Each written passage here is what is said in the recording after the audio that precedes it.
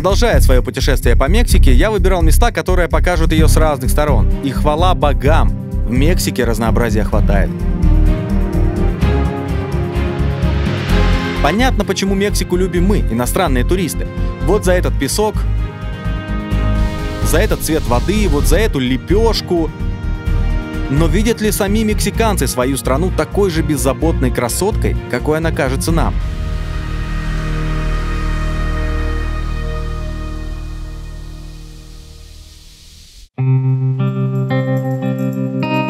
Как думаешь, почему Мексика такое популярное направление для туризма среди людей по всему миру?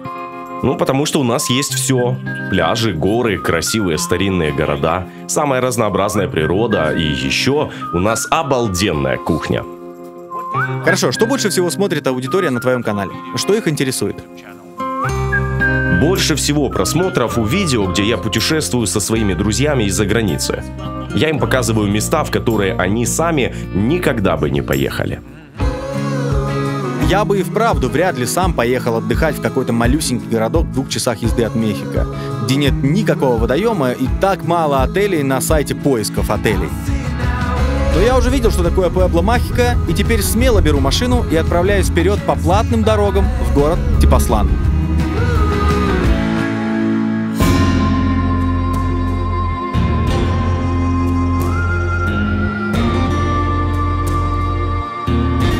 Город 15 века с населением в 14 тысяч человек живет в основном благодаря туризму, причем внутреннему. Пока я гулял по городу, я встретил только одного человека, который говорил не по-испански, и тот женился на мексиканке и кайфует себе помаленьку. Well, I still have got my existence in Germany, and my wife is Mexican, so. Oh, you're lucky. I am lucky. Yes, place is beautiful. Yeah. Если в Вайя-де-Браво все дороги ведут вниз к озеру, то в Тепослане все ведет вверх, в горы. Они здесь окружают город со всех сторон и гарантируют шикарный вид из окна из абсолютно любой точки. Ну, красиво. Совершенно другая Мексика. Ну, не такая, да? Не только пляж, белый песок. Другой туризм. Вышел с чашечкой кофе на балкончик. У тебя горы со всех сторон. Это не серьезные маршруты для опытных скалолазов, так что успокойтесь. Это просто живописные тропинки и для детей, и для пенсионеров вроде меня. Так что если вдруг вы хотите экстрима, то тут его нет. И если вы не любитель хайкинга, как я, то вам дорога на рынок. В таких городках это даже не главная артерия, это сердце города. И чтобы вы также смогли кайфануть от него, как это удалось мне, то предлагаю следующее. Меньше слов, музыка на минимум, слушаем как есть.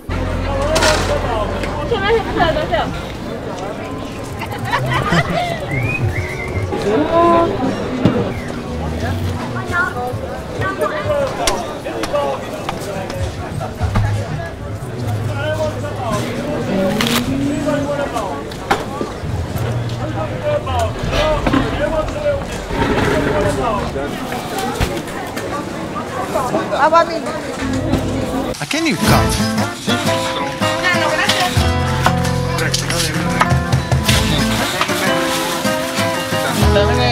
Ага.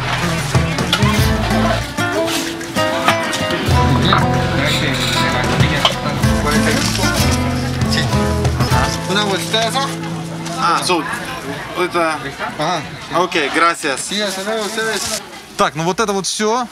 Целый ананас, большущий кусок арбуза и 5 бананов я взял за 5 баксов. Это прекраснейшая цена.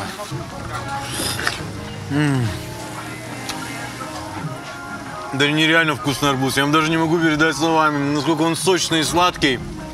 Я поймался на мысли летом, что я за все лето, вот и начало осени, я не съел ни одного вкусного арбуза. Вот у меня не было вкусного сочного арбуза. Вот, пожалуйста, это вознаграждение за все эти неудачи мои.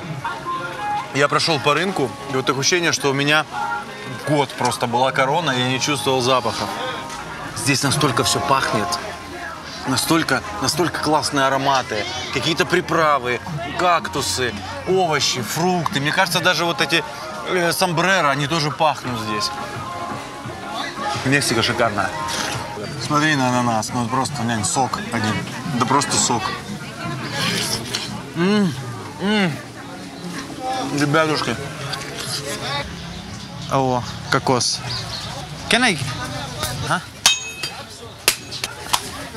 Непосредственно саму мякоть отделяют, видите? Классно, очень такой мягкий, легко отделяет. Возьму один, попробую прям. Вкусный такой молоденький кокос. А вот смотри, лайм. Salt. Соль. Саль. И перец. Вот это бомбочка сейчас будет. Все, That's it? Я не знаю. You want mass? Да, что делать? Смотри. Сейчас он мне как добавит этого перца. Да. Но кальенте. Окей. Сейчас возьму самый перченый, самый ядреный.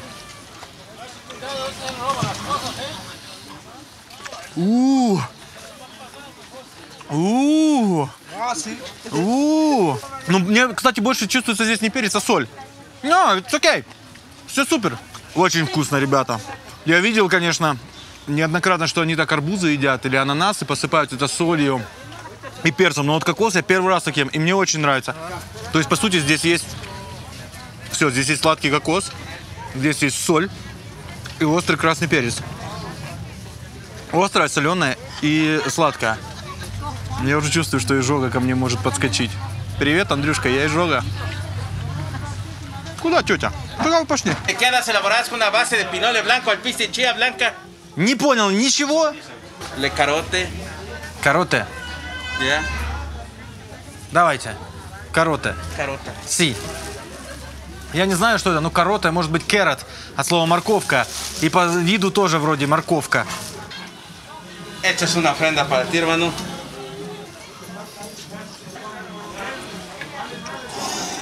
Very picante. Sí. Ух, my friend. Ой, ёшечки, ух. Это подливочка, наверное, вот это сверху. Но это вегетарианская история. Здесь я вижу морковку, здесь я вижу капусту. Is it your recipe? Yeah. Okay, what is this? Is this meat? This is guauzontli. They call nahuatl guauzontli. Ага. What about It's this? a Mexican vegetable. It's a watergrass. Pollo? Grasshopper. Do you eat grasshopper? No. Ah, grasshopper? Grasshopper, yeah. It's grasshopper steak? Yeah. I want to try. Yeah. Так, внимание, ребята, котлета из кузнечиков. Este queda muy rico con esta salsa de mole de amaranto. Hot? No hot. Esta es una ofrenda de corazón para ti, hermano. This is the offering for you. Gracias. Итак, я сейчас пытаюсь здесь найти хотя бы лапки, хотя бы усики кузнечика. Пока мне это похоже на какую-то картошку. Potato? No potato? Only grasshoppers? Grasshopper with onion and mushroom. And mushroom. Mushroom, yeah. Это вкусно. Amazing. Это вкусно. Fantastic. Продавать умеет, конечно. Amazing. Fantastic. It's good. It's really Very good. good. Not good. It's very good. Похоже на наши драники. И я не верю, что здесь нет картошки, друзья. Но это картошка. Лук я вижу. Ну, это картошка. It's tomato, potato. No? Potato. No potato? Potato, no. Ну, как такое, я сейчас прям сам в шоке. Ну, как? Я чувствую прям картошку. It's the pinole and the white chia. А, вот кузнечик! Ха-ха, grasshopper! You find it? Yes, I found grasshopper! Yeah. Hello, my friend! How you doing? Один я, дурачок, ем грассхопперов здесь. Все нормальную еду едят. It's a passion fruit with mandarin and mango. Passion fruit, мандарин and mango. Yeah. Слушай, я тут стою, и меня он просто уговаривает, а я как какой-то Ванечка. Я на все соглашаюсь. Типа, да, давай, хочешь выпить? На, давайте я выпью. Съешь котлету из кузнечиков, пожалуйста, съем. Ice, yes? Yeah. It was ice. It's really sweet. And Good. the following is lemon with chia and Ну сколько же мне он тогда счет предъявит? А он мне продолжает наливать. Типа, как в баре, только не алкоголь. What is it? lemon, Lemon? chia, white chia, Ага. and mint And mint. and stevia leaf. Окей. Nice. Ну это прикольный напиточек летом. Утоляет жажду. Вот мята. Слушайте, вообще, еда в Мексике – это отдельная история. Кстати, если хотите отдельный выпуск про мексиканскую еду, если хотите, пишите комментарии вот прямо здесь, я сделаю такой выпуск. Серьезно, поел я в этом путешествии немало. Думаю, под конец второй части это будет уже видно. Так что реально, пишите в комментариях, делать выпуск про еду или нет.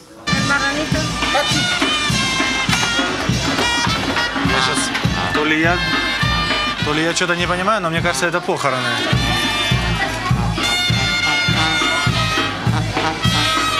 Да, это просто похороны. Вот так рынок, и люди несут гроб. Ну, разное бывает.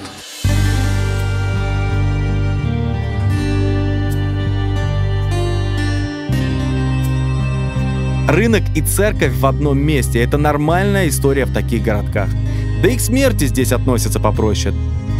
Думаю, вы все в курсе, как выглядит один из самых главных праздников Мексики – День мертвых. Так что на похороны здесь обращают внимание только благодаря громкой музыке.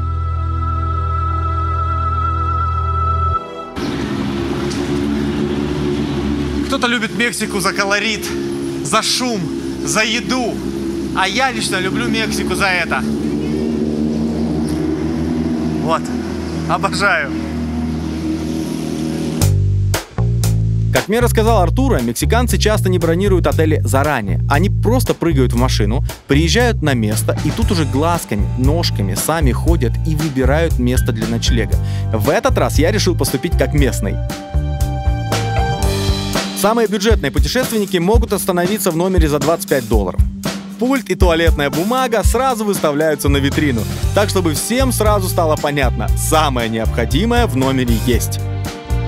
Номер подороже, возле центральной площади, будет вам стоить $35. Мило, уютно, рядом рынок и кладбище. Если есть желание пожить в бетонной трубе, то и такой вариант есть. $34, и вот вам труба.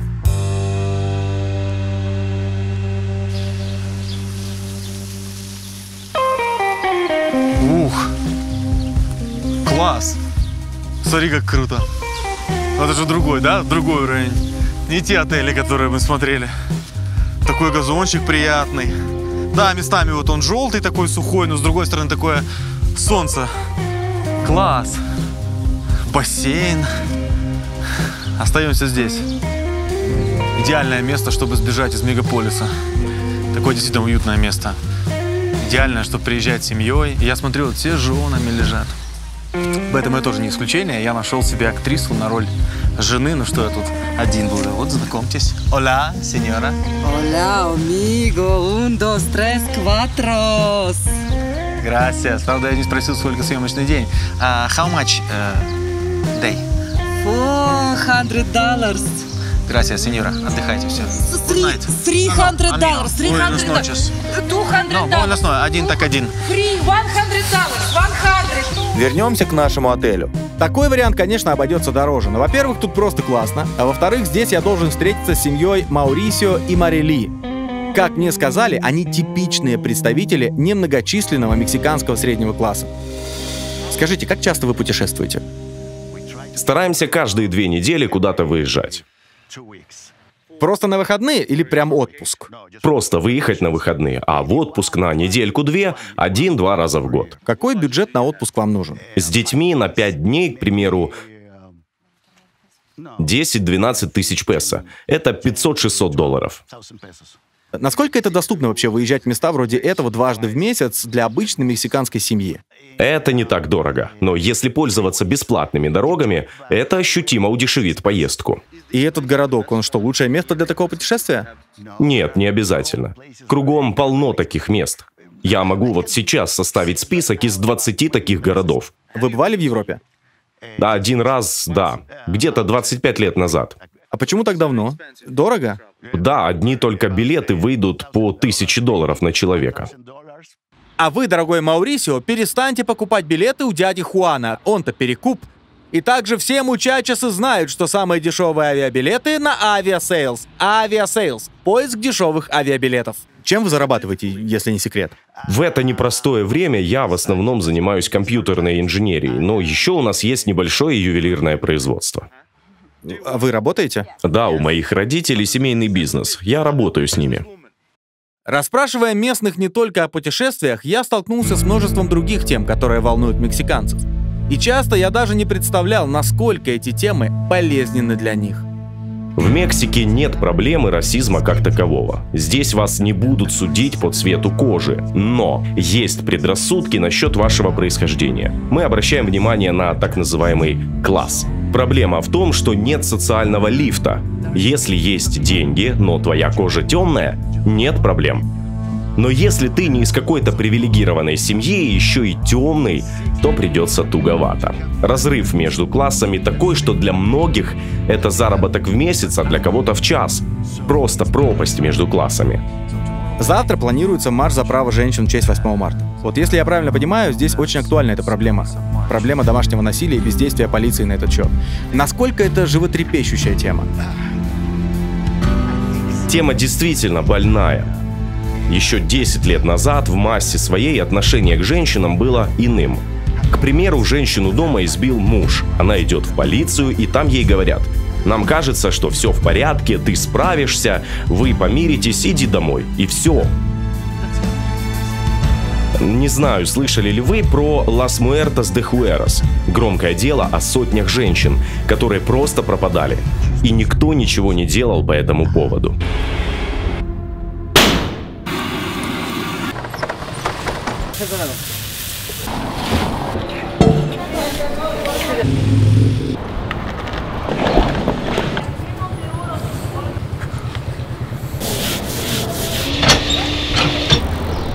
Siempre con los extranjeros.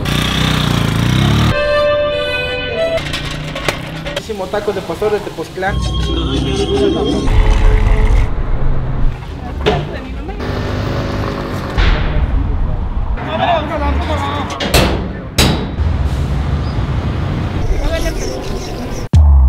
Марш 8 марта, как мне объяснили, в большей мере направлен на борьбу с равнодушием властей к проблемам насилия над женщинами.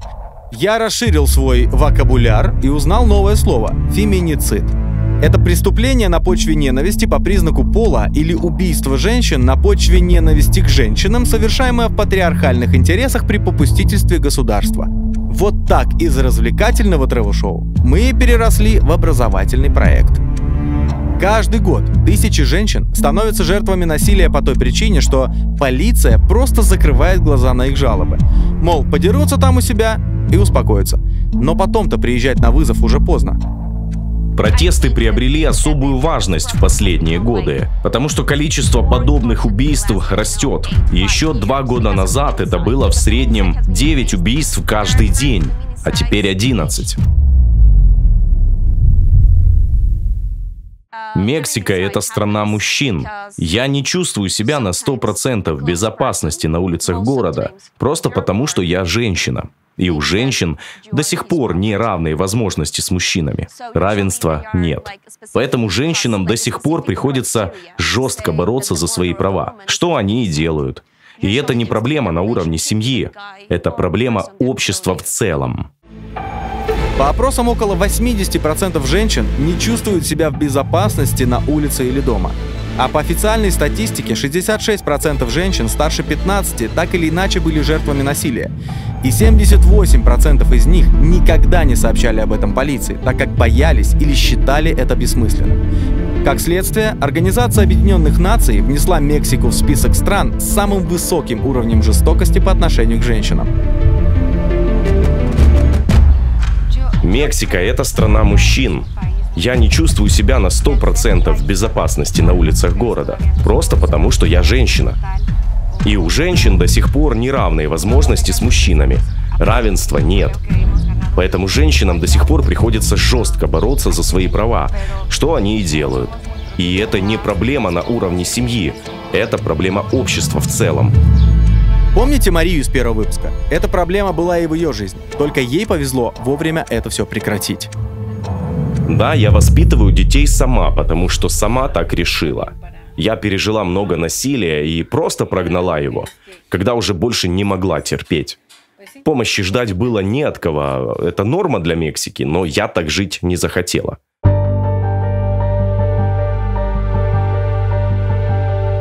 У Уже с вечера перед маршем на улицах стали появляться вот такие ограждения. Их можно было встретить по всему центру. Но ограждали как исторические здания, так и модные рестораны. Принцип выбора я так и не понял. Смотрите, здесь такие прям серьезные заклепки. Видите, это сварочный аппарат здесь присутствовал. Прям серьезно. Такое ощущение, что надвигается какая-то буря. Вот чуть ли не столкновение. Неужели так все страшно будет?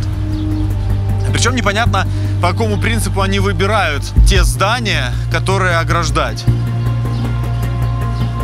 Потому что пока у меня складывается впечатление, что это типа какая-то заказная услуга. Ты звонишь и говоришь: здравствуйте, вот я хочу, чтобы мой ресторан оградили. Хорошо, мы выезжаем. Сколько это будет стоить? Вот столько-то, окей.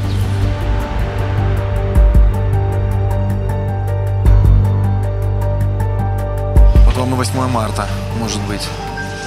Конечно, очень все серьезно. Такого скопления полиции я давно не видел. Если вообще никогда. И они продолжают, видите? Вот они сейчас будут обносить вот это здание, я так понимаю. Да, вот. Вот уже они его обнесли. Здесь очень много копов. Вот прям очень много. Насилие по отношению к женщинам начинается с малого. Проблема домогательств на улицах города в Мексике невероятно острая. По опросам 96% женщин хотя бы раз сталкивались с сексуальным домогательством в транспорте. 96%. Из-за этого пришлось даже модернизировать общественный транспорт.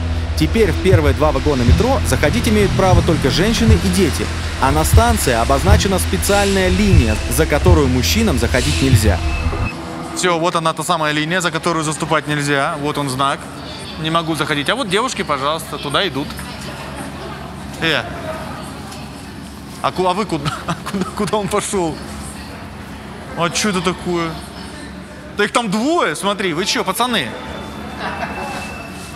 Пацаны, тут нельзя. Уходим. Там женщины стоят. Давайте, уходим. Все. Вы что? Извините, пожалуйста, бога ради. Пацаны, ну сколько раз? Ну...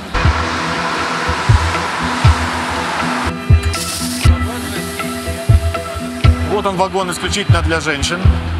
Он находится по мое левое плечо, а вот по мое правое плечо уже обычный вагон, где сидят уже и мужчины. Причем женщины тоже здесь сидят вместе с ними. А вот если есть какая-то, которая хочет исключительно ехать в женском вагоне, она идет в тот. Причем самое интересное, дверей нет. Вагоны сквозные. Ты можешь спокойно вот переходить с одного вагона в другой. Если вдруг тебе захочется, ты можешь пойти в женский. Мне просто интересно, если вдруг мужчина захочет пойти в женский вагон. Я хочу проверить, но все-таки я не настолько быдло, чтобы это делать. Но интересно, будет что-то или нет? Поднимется ли крик, может быть, претензии? А сейчас мастер-класс от нашего оператора Паши. Он покажет, как идеально закончить съемку, когда ты снимаешь метро, скрываясь от охраны и полиции. Оп. А может, подойдешь к нему? Да нет, зачем? Все охраняет. Сексуальное домогательство на улице. Да, это пи***ц. Метро. Из-за того, что там постоянная толкучка, это идеальное место, чтобы прихватить вас за задницу. И не только прихватить. На меня 2 эякулировали в метро. Что, простите? Да, прям на джинсы сзади. А, да. И сексуальные домогательства на улице, они же могут быть и просто словесными. Мужики просто кричат тебе вслед, что они хотят с тобой сделать. Они могут идти за тобой квартал за кварталом, бесконечно. И говорить тебе всю ту грязь, которую сделают с тобой. Ну, так, чтобы ты слышала. И мужчины, я отдаю вам гарантию, никогда еще никакие отношения не начинались с криков, что ты бы сделал с моей задницей. Смотрите, какая техника, да, перебрасывается. Серьезно, вот эти бусы. Не хотел бы я оказаться там. И вот, полно машин. А, сразу закрыл стекло, чтобы его не снимали. Ну, реально как-то становится не по себе. Становится так чуть-чуть. Лук. Это я показываю эспандер вот так. Руки качать. Причем копы у них так одеты, как будто снимается вот сейчас фильм. И вот все, что было, все оружие, которое у них есть, они все берут с собой. Пистолеты, автоматы, какие-то вышки стоят. Смотрите на стекла. Вау! Этот автобус уже видал многое.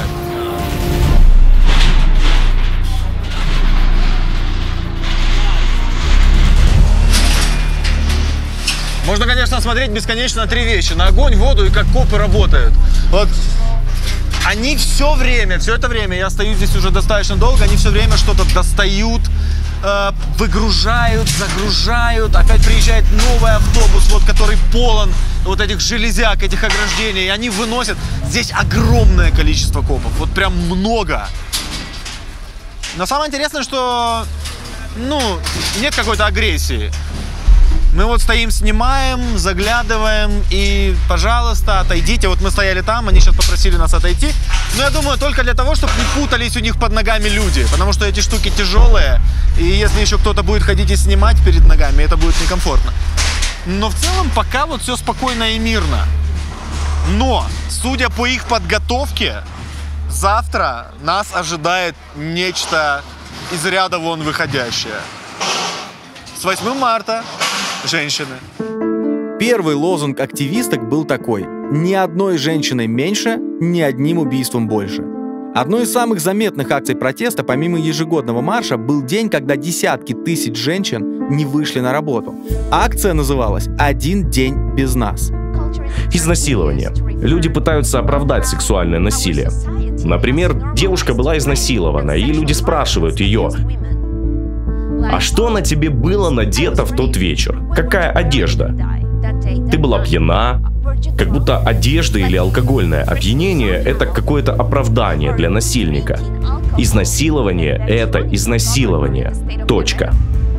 12 мужчин из 100, то есть 12%, когда-либо насиловали или сексуально домогались своих коллег-женщин на работе. И это официальная статистика, которая часто занижена. По опросам, рабочее место – главная локация для сексуальных домогательств. А должной защиты в таких случаях мексиканские женщины пока не получают.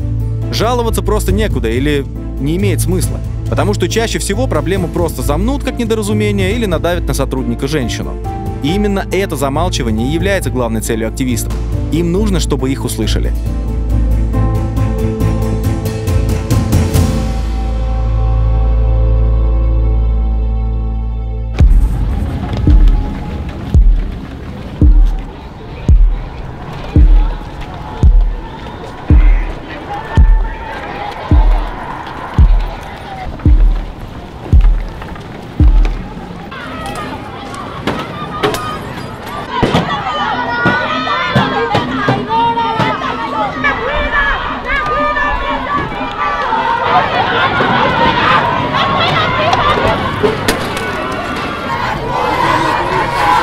Причем самое интересное, и вот я смотрю, и все это женщины.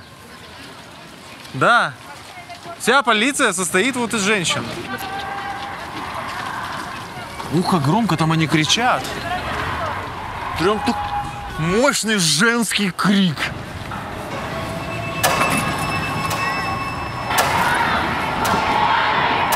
А вот, видите, здесь тоже вот все поописывали. Здесь фанерой все забили, но тем не менее вся фанера вон исписана, избита. Вон краска. Ну это же ваша достопримечательность этого города. Зачем такое делать? Вы можете перекрасить стены, вы можете отреставрировать все, что угодно, но вы не сможете вернуть убитых женщин, жертв феминицида. Любая революция требует использования общественного пространства. И иногда крики на улице, рисунки на стенах – это единственный способ привлечь внимание. Да, мы называем протест мирным. Но ему сложно оставаться мирным, когда десятки полицейских начинают окружать девушек, жестко отбивая их от шествия по 2 человека. И мировые организации по защите прав человека выступали с осуждением таких действий. Так делают только в случае крайней опасности с вооруженными людьми, но никак не для ареста 2 девушек.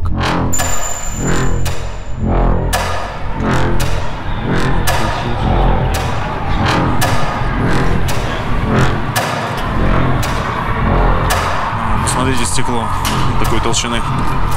Все подбили. Ух! Ой-ой-ой, там он еще, смотри. Сила, конечно, у мексиканских женщин присутствует. Прям такие погромы. Теперь я понимаю, зачем ставили такие железные ограждения. Слушай, ну я вот смотрю на этого оператора в шлеме, и мне становится тебя жаль. Я подальше отойду, а ты снимай, стой. Не, стой. Когда присоединяешься к шествию с конца, то атмосфера кажется совсем не враждебной. Но, похоже, я просто еще не подошел к эпицентру событий.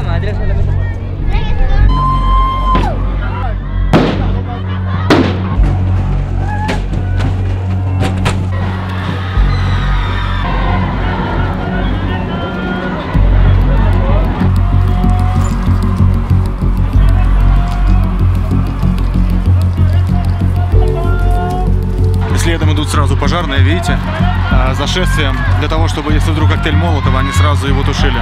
Ну такая жесть, конечно.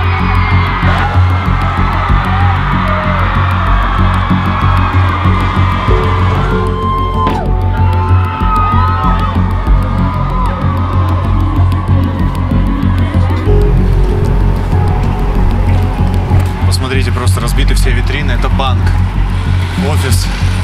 На самом деле, конечно, прям туда врываться не очень хочется, потому что некоторые очень агрессивно настроены.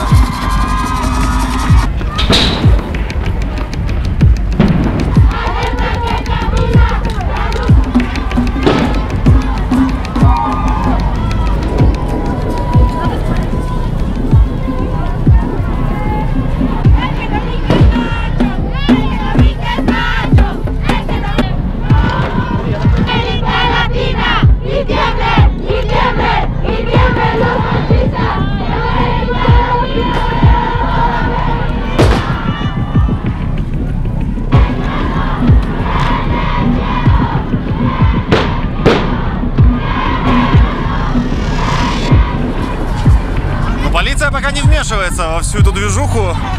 Мне интересно, будут ли они разгонять ее и когда. На шествии я встречал самые разные лозунги. И чем больше вникаешь, тем больше хочется идти с этими женщинами плечом к плечу. Я даже уже лично почти возглавил это движение феминисток Мексики после общения с Аделией. В 2017-м до меня домогался мой босс. Он политик. И после того, что произошло,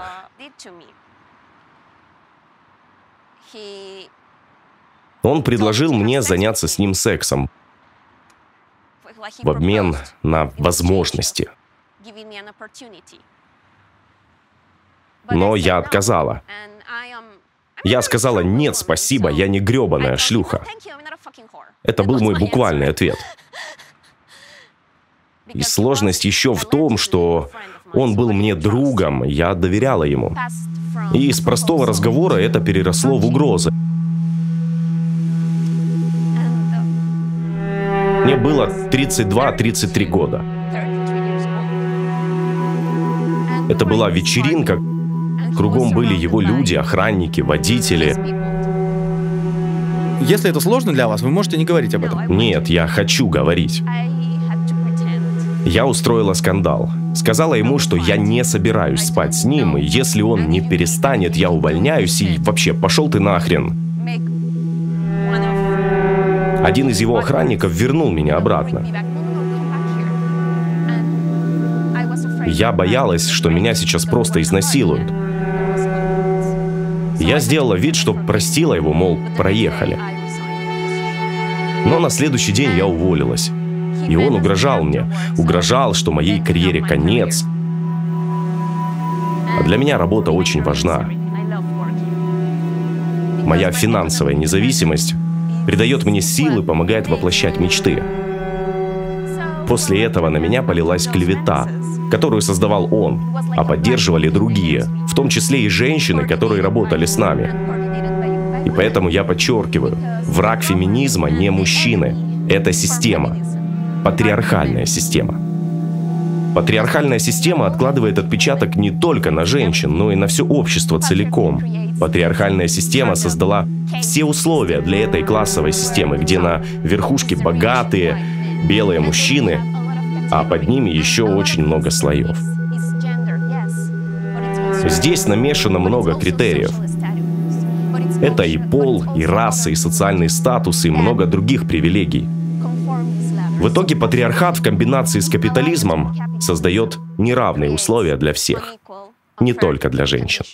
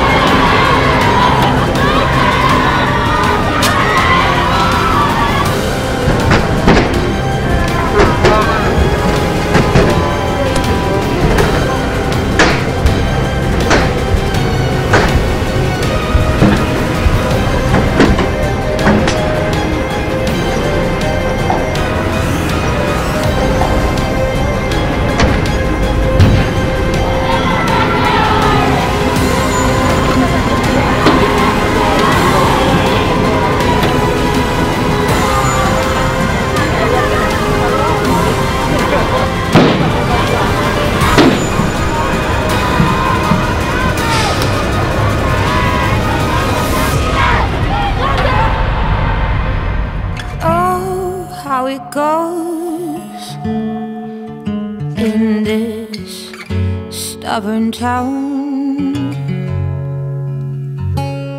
No one seems to know how to get around. One said we say what we are and we do what we teach. Let me preach in my words. Oh, how it goes.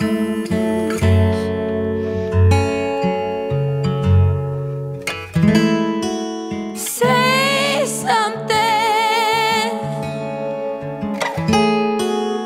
anything.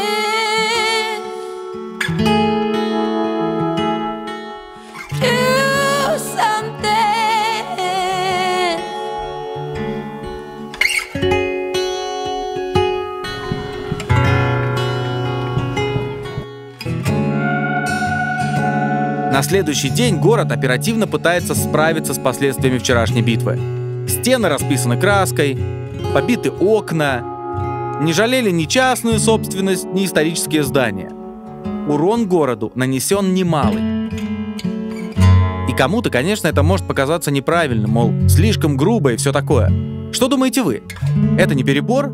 Цель оправдывает средства? Пишите ваши комментарии внизу, мне правда интересно ваше мнение. Как бы там ни было, на улице снова тишина и спокойствие. Люди идут на работу, вроде бы ничего и не происходило. В этом выпуске мы затронули большую и больную для Мексики тему. Многие из вас писали, что уже хотят наконец-то увидеть ту самую Мексику с картинок. Вы дождались. Следующий выпуск посвящен именно этому. Но, как всегда, расскажут нам о знаменитых на весь мир курортах сами мексиканцы. Так что надевайте купальнички, увидимся на пляже.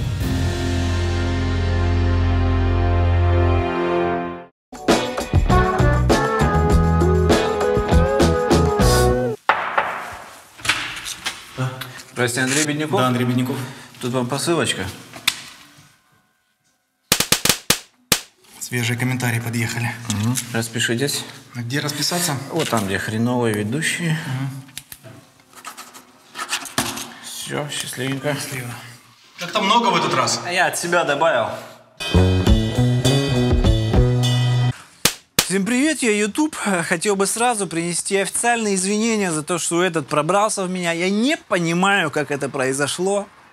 Может, я чихнул, может, я зевнул. Просто без понятия оборачиваюсь, она уже сидит. Ребята, когда вы поймете, что я не резиновый путешественник еще один? Иди путешествуй. У нас этих путешественников как говна. Всем привет, я реклама на канале у этого меркантильного, алчного типа. Ну, мы с вами уже виделись раз 800 за этот ролик. Ребята, я устала. Я устала. Ну, просто сил моих нет. Он меня пихает, ну, просто уже везде. Только отойду, отдохну, только мой блог закончился, он опять меня хватает и тащит, опять что-то прорекламировать надо. Да когда ты уже угомонишься, жлоб! Я реально у Тимати меньше появляюсь в клипах. А у Бекмамбетова это вообще лафа. Я на курорт туда на эти фильмы езжу. Пойдем. Куда? Пора. Средство от поноса само себя не прорекламирует. Да какой понос? Ты чё? Всем привет! Я родинка на лице ведущего. Ну вот эта бородавка, которую вы пишете, надо удалить, потому что ты умрешь.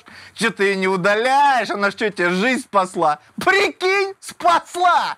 История, короче, в баре как-то с малышкой познакомился, там тусил с ней. И тут такой поворачивается к ней, и я такая крупная. Опача! Видели ли вы ее глаза? Бежала как сумасшедшая вообще. Этот слезы сразу. Боже, какая девочка, ты мне жизнь испортила. Завтра пойдем тебя лазером удалять. Ты чтобы вы понимали, через 2 дня у этой девочки лишай нашли.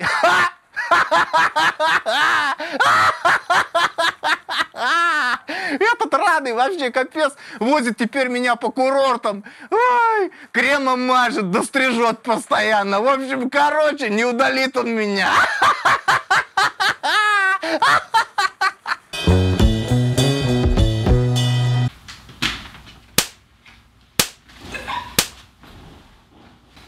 Well, as you can see, I am a little bit injured. Like that. Happened exactly like that. I fell. And you know how I felt? I started to learn drones. So, I went on the high ground and I took this drone in my hand and I was thinking that it's gonna lift me up and I would be able to operate the drone while it's in the air and I will be able to add this signature shakiness of mine. But I'm telling you guys, it doesn't work like that. It doesn't work. Алло, телек. Слушай, я походу опять от тебя что-то подцепил. Мы с тобой каждый раз, как пересекаемся, все время какой-то сувенирчик. То Анатолий Анатольевич, или этот бородатый. Ты как-то соберись. Пока в углу сидит, вообще никто внимания не обращает. Что-то орет периодически. Мексика! Нью-Йорк! Синдром Туретта. Все, давай. ЧБД загружает, надо проверять. Якубовичу привет. Пока-пока. Что смотрите? Вам не стыдно? Я просмотры на этом канале. А ну быстро подписались. Я хочу вырасти. Я хочу, чтобы мама купила мне эску. Но никто не понял, это Мерседес.